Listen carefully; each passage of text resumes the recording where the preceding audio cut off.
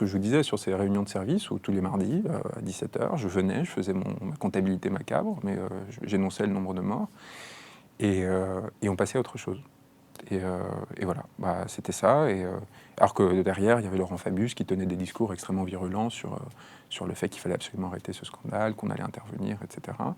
Et moi, je comptais, et je me forçais à effectuer ce rituel, alors que très clairement, ça suscitait une gêne violente. C'est-à-dire que tout le monde voyait bien que ça servait à rien. À mon niveau, personne n'y pouvait rien. Tout le monde avait une envie, c'était de passer à autre chose, de ne pas avoir à se voir rappeler chaque semaine ce qui se passait.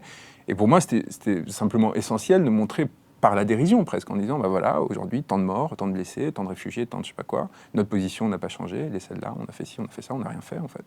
Et de créer ce moment de gêne, c'était très important. Ces 5 minutes initiales comme ça, pour les forcer à se rendre compte qu'ils étaient à des places de pouvoir et ils se satisfaisaient. Même si leur âme humaine était frustrée de ce qui se passait, c'est pas des citoyens comme les autres, les personnes qui sont à ces places. Ils ont une responsabilité particulière qui...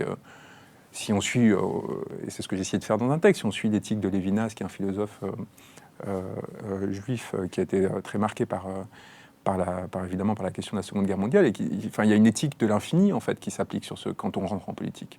Quand vous avez entre vos mains les destins de milliers, centaines de milliers, millions de personnes, vous pouvez pas vous défausser et en tout cas prétendre que vous ne savez pas, ou prétendre que vous savez et donc ne pas en parler. Il faut à chaque fois rappeler ce besoin d'éthique, rappeler cette exigence pour éviter cet effet que créent les appareils de pouvoir, les palais de la République, etc., qui sont faits pour vous isoler de la société.